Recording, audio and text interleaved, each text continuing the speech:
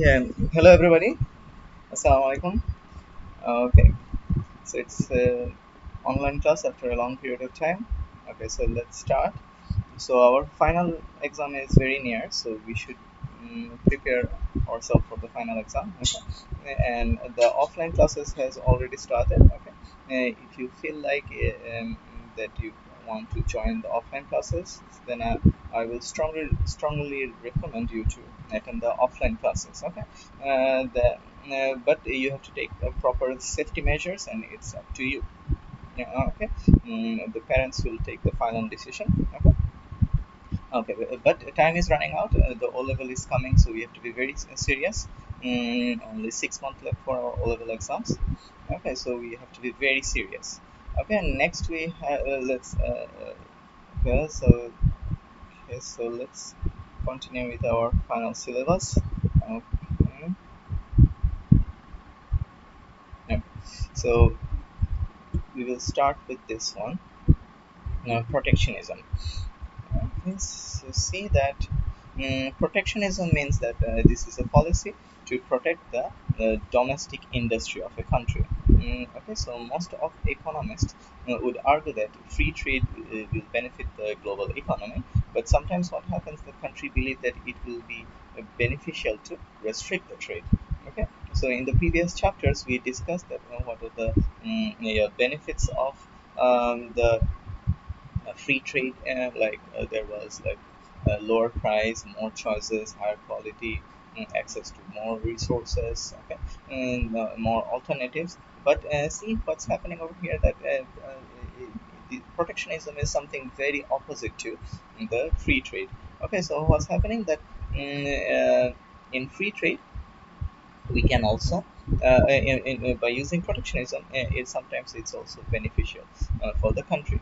So government may think that it is necessary to protect the domestic producers from the overseas competitors, or they may give financial support to the business. This is called protectionism. Okay? So if you compare the domestic producers with the foreign competitors, you'll find that there are uh, cases where it will find that yeah, domestic producers are very much weaker than the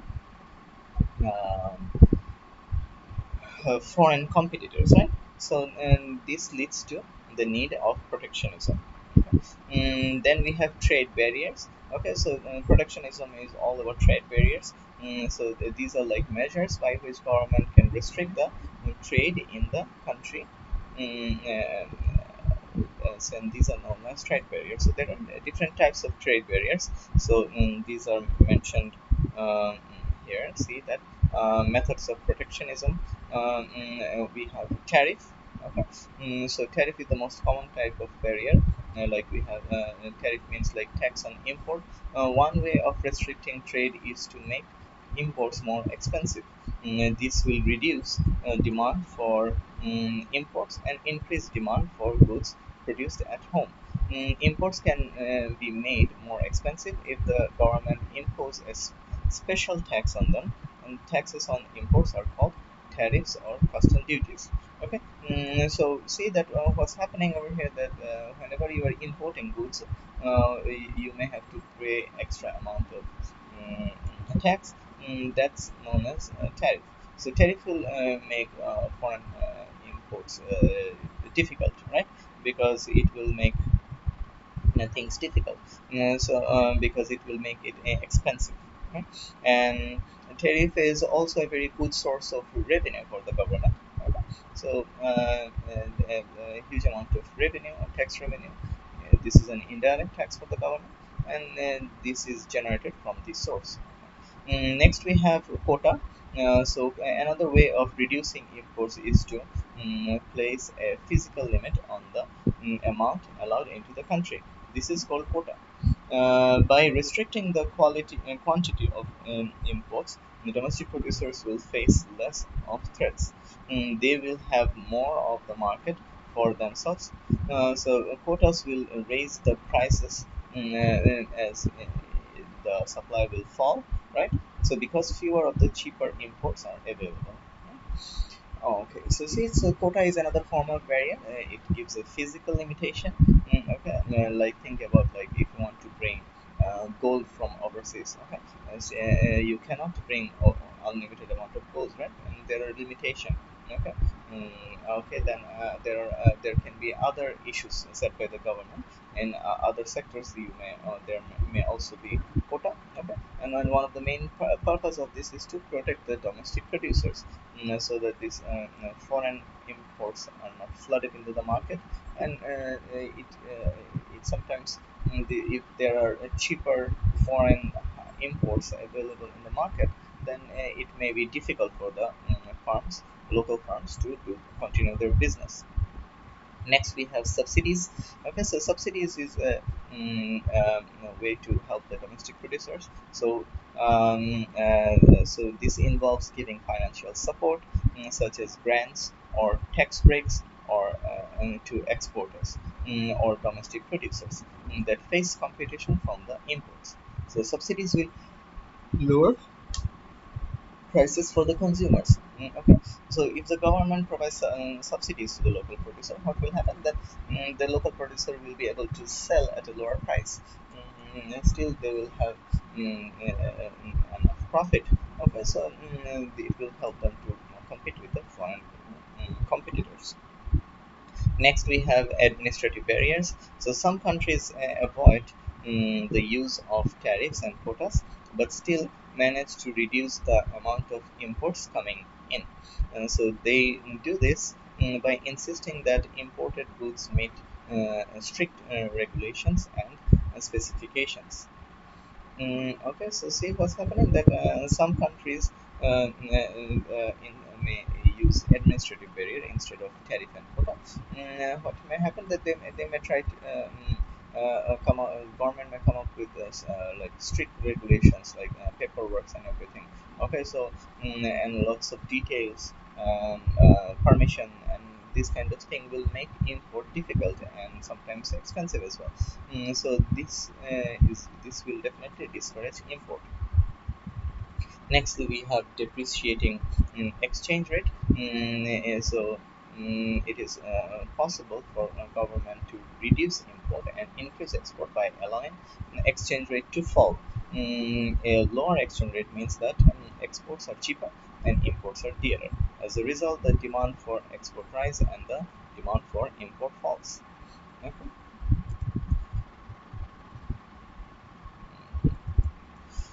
Okay, so see that so this is a way like sometimes China is accused or to use these policies. So many countries are not in favor of this policy of reducing exchange rate. Okay, many country thinks that exchange rate should flow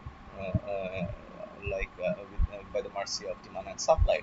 Government should not interfere. But sometimes you'll find articles where Chinese government are accused that they are intervening over here and influencing the exchange rate. So usually reducing the exchange rate so that exporter finds it easier to export from this country, cheaper to export from this country, and importers find it difficult to import because exchange rate is become weaker, so they may have to pay a higher price to uh, purchase the imports. Next, we have reasons of protectionism. Okay, so why government comes up with this kind of policy? So we already discussed one of the policy that's protecting the domestic producers. Okay, now let's talk about a bit details. Like protecting the jobs. Okay, so they may be used if domestic industries need protection from overseas competitors to save jobs. Because if domestic producers don't survive, then unemployment may take place. Okay, the farms will close down and people will lose their jobs.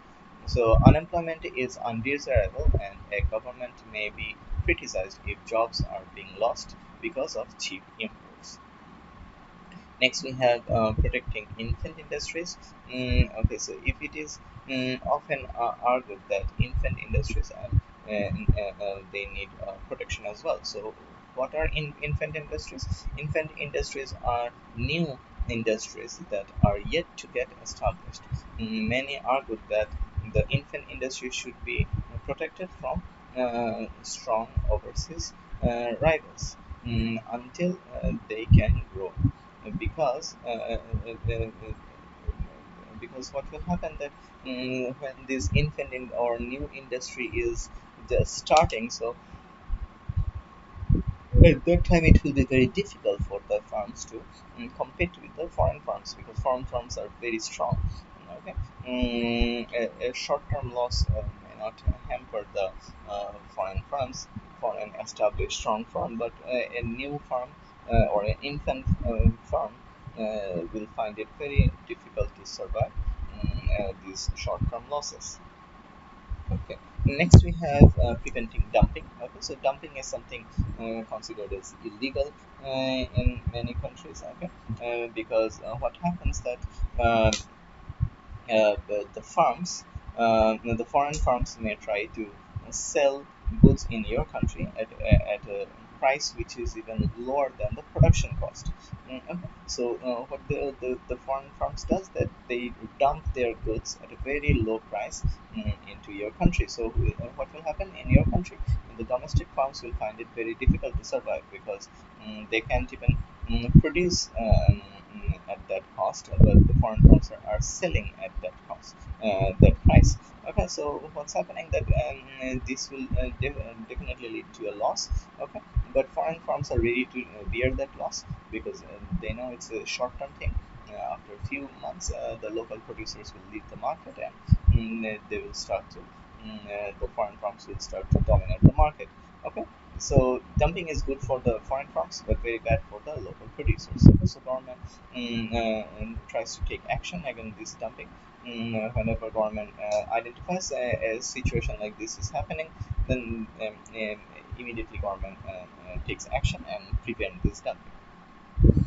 Next is raising revenue. The government can raise revenue if it imposes tariff on import. So because this is a very good source of money or revenue for the government, this is an indirect tax like tariff. So this is a good source of income for the government, and government can spend it to improve their government services and improve the and improve the living standards of the people. Next, we have preventing the entry of harmful or undesirable goods. So, a government may protect imports if it is felt that overseas producers are trying to sell goods that are harmful or undesirable. Okay, so this kind of undesirable or harmful goods are definitely should be stopped. Okay, and it's the government's duty to stop it, and this is also a part of the protectionism policy.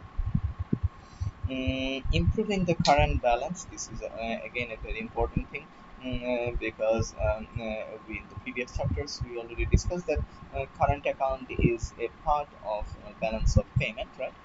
This is an account where all the transaction related to export and import is recorded. So current account should have a positive balance. That means a surplus. That means that export should be greater than import. But what's happening over here that it's in real life this is not the case always. Okay. Like if you think about Bangladesh, Bangladesh is always having a negative balance. That means a deficit. That means import is always greater than the export. Okay. So this is a problem actually, because that means this situation means that like more import means we are spending more foreign currency than we are earning.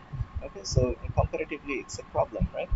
Because you are earning less foreign currency through export, and you're spending more foreign currency through import. So where will you get those extra amount of foreign currency? Because we are spending more.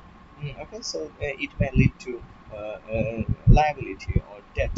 Even the government have to yeah, come up with, and they have to go for government debt, or to international debt, like they may have to borrow it from other countries, because they need to pay their import bills, right? So what happens like again when this situation may when government feels like it's getting out of control, so at that time government may also do something to reduce the import or increase the export, so that this imbalance situation get in control.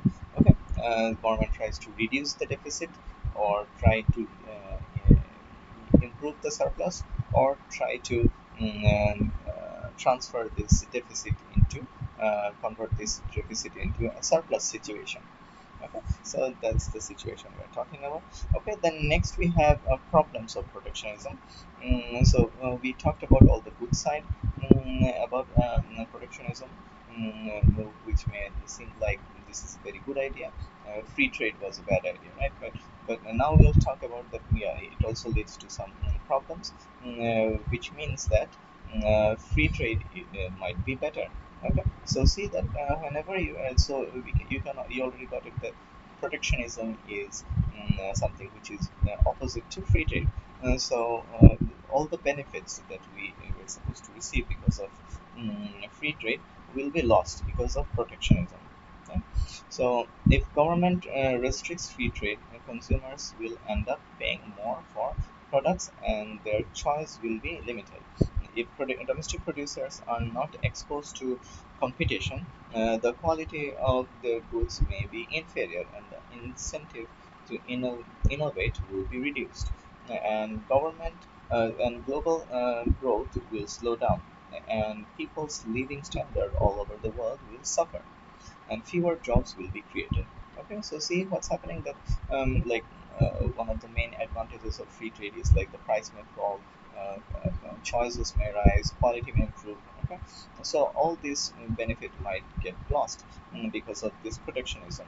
Because see that because government is supporting the domestic producer and making imports and foreign producers life difficult, right? This benefit might not take place, and see, and because of these benefits, all other benefits like innovations and the quality improvement in the quality, then the creation of jobs, all living standard is improving. So all these benefit because of the free trade will be lost because of this decision of protectionism. Okay, next is retaliation. This is something very interesting. That one big problem with protection is that it may lead to trade war. So this is where one country erects barrier, and then those that are affected do exactly the same in retaliation. Trade wars are not uncommon. So say that suppose if we restrict the imports from India, then what will happen? That we may also face a similar thing when we will try to bring our goods to India. Okay, India may also stop that. Okay, now you stopped my my delivery, so I'll stop your delivery. You made my exporting difficult, so okay, I will make your exports difficult. Okay, that's the situation. So it may lead to a trade war. Okay, retaliation. Okay, that means it's not a good situation. Okay, the relationship between countries may even get worsened. Okay, it's not uncommon. So if you Google them, you'll find many situations where different countries suffered because of this protectionism policies.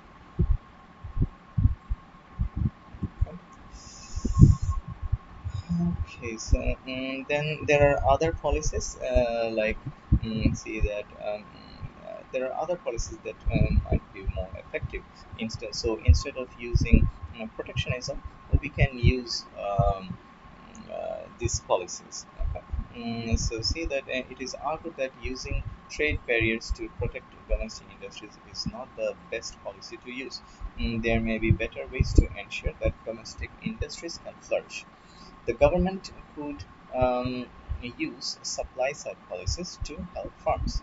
Okay, so see what's happening that we already found that there are lots of negative side and negative effects of protectionism. So what can we do? That is we can come up with good policies which will help us to establish a better situation. So that's why what we can do is that we can come up with policies which are alternative to the protectionism, like supply side policy as suggested here. So supply side policy also helps the local producers to develop. Okay, instead of restricting foreign goods, we can help the local producers with the help of supply side policy. And in the previous chapters, we discussed our supply side policies where it helped us to improve the production supply. Okay. So that's it. Okay, so there is a common question from this chapter. Is that there will be question like evaluate whether that protectionism is a good policy or it's a policy which is helpful for a particular country. Okay. So if you get this kind of question, if it starts with evaluate, then it could be a 12-mark question. So what you can do, you can start with the definition of the protectionism policy. Then then you can give some examples of protectionism, like the methods. Then you can mention about the reasons of protectionism, which are basically the advantages of protectionism. Then you, the next paragraph you can say that, however, there are some negative effects of protectionism. Then you can mention some negative points. Then you can come up with a conclusion in the last paragraph. Okay, so that's the format of answering the evaluative question. Okay, so you have to start with the definition, then the good side, then you'll say, however, you'll admit that there are some negative effects as well, and then you'll give a conclusion finally. And this conclusion has to be a reason conclusion. That means you have to provide a reason that why you have chosen a particular side, good or bad. Okay, so see that over here we have good side and bad side both. So whenever you are coming, you can take any side. You can take the side of the good or bad. It's up to you. There's no right or wrong over here. This is based on your perception, or you. But you have to prove it with a strong point. So what you'll do, you'll provide a conclusion like this, that there are suppose you can say that overall, or in conclusion, the advantages overweights the disadvantages because it helps to protect the jobs of the people of the country, or it's very useful for the domestic industry or the infant industries. Okay, or necessary industries. And so you can choose one of the good point and say that why this is beneficial for you. Okay, and also next you can also mention about if you want to take the side of the against protectionism, then you can say that in conclusion, the disadvantages overweights the advantages because there are what mm, because it leads to a situation where we lose all the benefits related to free trade. Okay, okay, so that's from this chapter. So okay, so that's the end of the chapter. So next chapter is about a totally new topic, trading block. Okay, so I should not start this one today. Okay, so I'm ending my lecture over here. Okay, so go through this. Okay, you can download the lecture and hear them. Okay, but be regular. Your exam is very near. Okay, okay, so that's all for today. Thank you, everybody. See you in the next class, inshallah.